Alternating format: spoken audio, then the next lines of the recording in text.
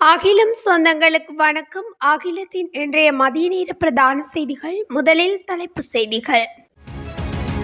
தோட்ட தொழிலாளர்களின் சம்பள அதிகரிப்பு, ஜனாதிபதி அதிரடி அறிவிப்பு.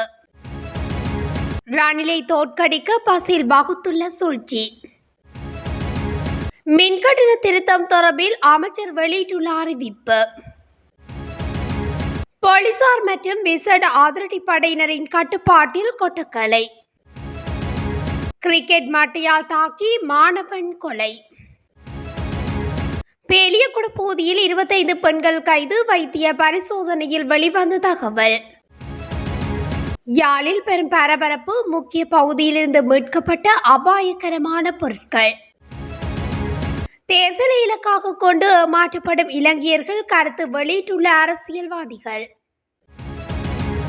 ஆயிரக்கணக்கான பயணிகளுடன் அம்பாந்தோட்டை துறைமுகத்திற்கு வந்த சொகுசு கப்பல். தொடர்பான விரிவான செய்திகள்.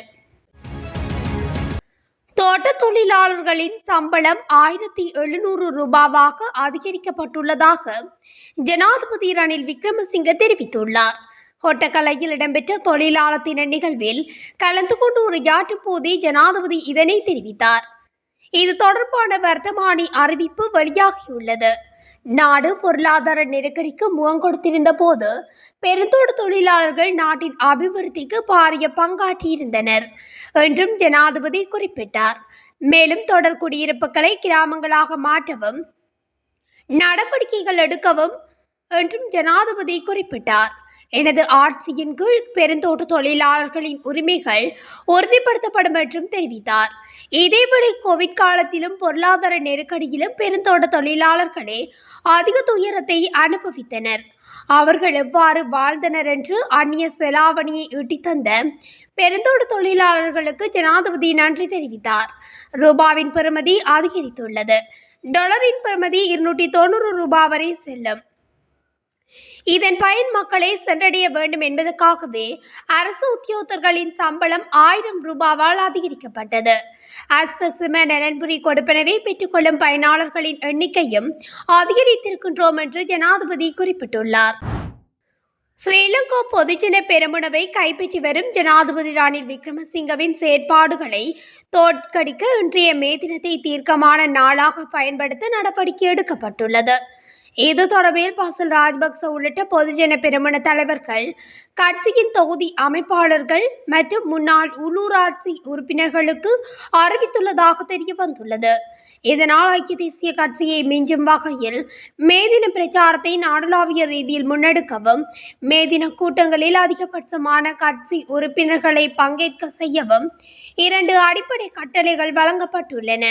இந்த நடவடிக்கைகளுக்காக உள்ளூராட்சி தலைவர்களுக்கு பெருமளவு நிதியுதவி வழங்கப்பட்டுள்ளதாக மேலும் தெரிய வந்துள்ளது.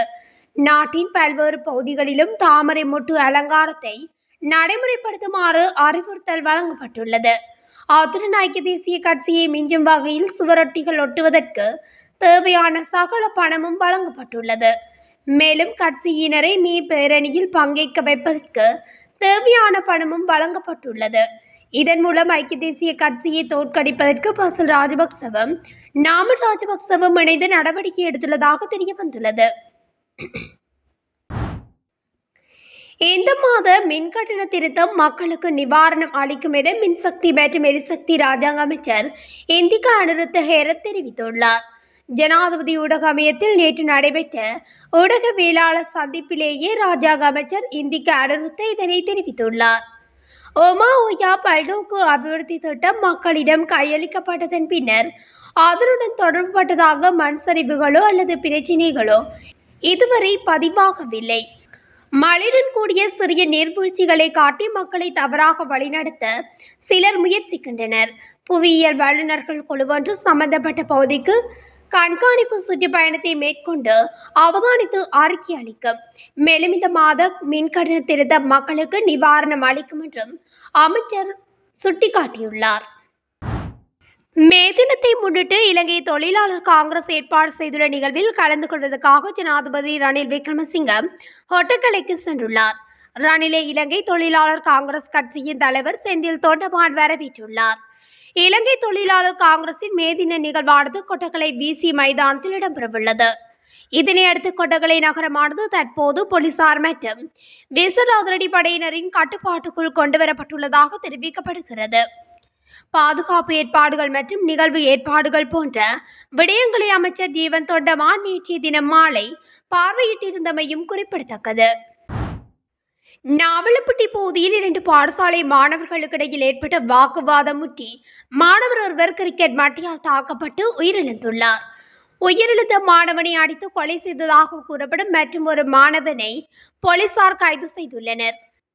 நாவலப்பட்டி மொன்டே கிறிஸ்டோ தோட்டத்தின் கீழ் பகுதியைச் சேர்ந்த ஸ்டேன்லி ஸ்டெப்பில் என்ற 13 வயதுடைய பாடசாலை மாணவனை இவ்வாறு உயிரிழந்துள்ளார். 2 மாணவர்களும் பாடசாலை நண்பர்கள் எனவும் இருவரும் கடந்த 23ஆம் தேதி தோட்டத்தில் கிரிக்கெட் விளையாடச் சென்ற போது கிரிக்கெட் மட்டையால் ஏற்பட்ட வாக்குவாதம் முற்றி மாற்றிய மாணவர் கிரிக்கெட் மட்டையால் தாக்கப்பட்டதாகவும் போலீசார் தெரிவிக்கின்றனர். இதில் பலத்த காயமடைந்த மாணவன் வைத்தியசாலையில் சிகிச்சை பெற்று வந்த நிலையில் நேற்று உயிரிழந்துள்ளதாக போலீசார் தெரிவிக்கின்றனர். பேலியகுட போலீஸ் பிரிவுக்குள் மேற்கொள்ளப்பட்ட சுற்றி வளைப்பின் போது போலீசாரால் கைது செய்யப்பட்ட தவறான தொழிலில் ஈடுபடும் 25 பெண்களும் நோய் தொற்றினால் பாதிக்கப்பட்டுள்ளதாக வைத்திய பரிசோதனைகளில் தெரிய வந்துள்ளது. பேலியகுட மீன் சந்தை, பட்டிய சந்தை, வெதமுள்ள உள்ளிட்ட பகுதிகளில் வைத்து பேலியகுட தலைமையக போலீசாரால் இந்த பெண்கள் கைது செய்யப்பட்டுள்ளனர். போதைப்பொருள் பாவனைக்காக தவறான தொழிலில் ஈடுபடும் பெண்கள் தொடர்பில் கிடைத்த தகவலின் அடிப்படையில் போலீஸ் மா அதிபர் தேசபந்து தென்னகொடிஞ்சுக்திய நடவடிக்கையுடன் பேலியகுட தலைமையக பிரதான போலீஸ் பரிசோதகர் என்.ஏ. கழுவிதாரண உள்ளிட்ட அதிகாரிகள் கடந்த வாரம் இந்த சுற்றி வளைப்பை மேற்கொண்டுள்ளனர். இதன்போது 25 பெண்கள் கைது செய்யப்பட்டுள்ளதுடன் கொழும்பு நீதவான் நீதிமன்றத்தின் அனுமதியுடன் வைத்திய பரிசோதனைக்கு அனுப்ப நடவடிக்கை எடுக்கப்பட்டுள்ளது.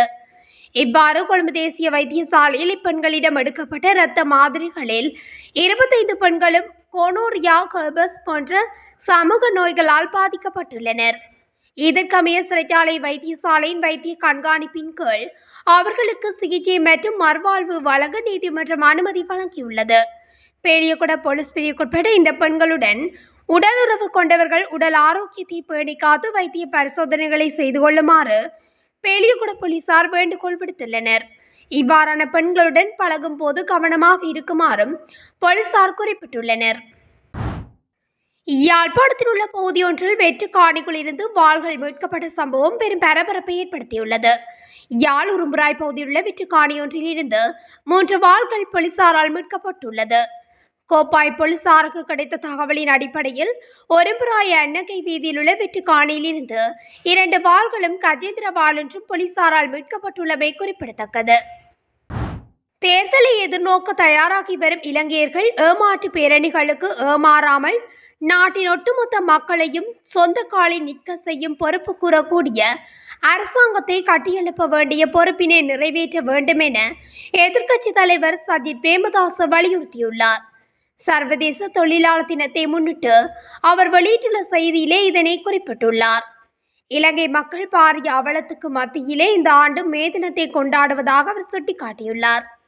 நாளுக்கு நாள் வாழ்க்கை செலவு அதிகரித்து வரும் நிலையில் தற்போதுள்ள வாழ்க்கை செலவுக்கு சற்றும் பொருந்தாத சம்பளத்தால் வேலை செய்யும் தொழிலாளர் வர்க்கம் மிகவும் அவலம் நிறைந்த வாழ்க்கையை வாழ வேண்டியுள்ளதாக எதிர்க்கட்சி தலைவர் சுட்டிக்காட்டியுள்ளார்.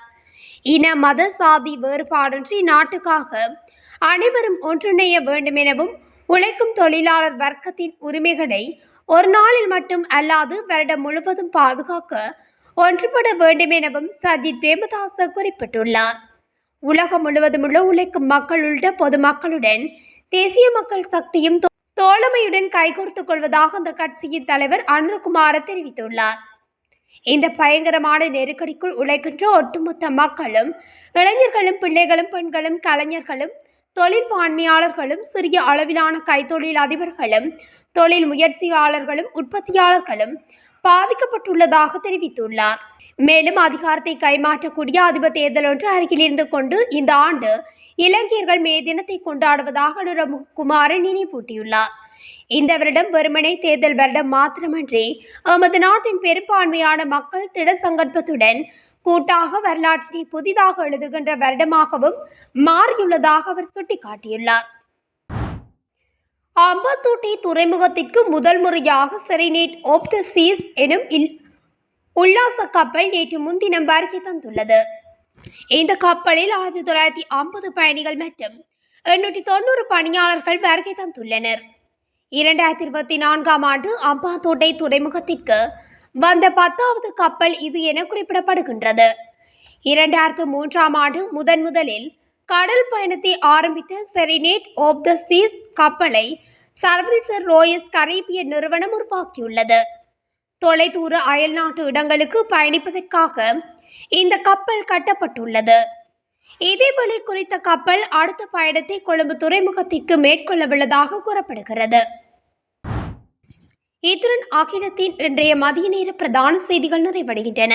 தொடர்ந்து செய்திகளை அறிந்து கொள்ள அகிலம் ஊடகத்துடன் இணைந்திருங்கள். நன்றி. அகிலம், மாற்றத்திற்கான மக்கள் குரல்.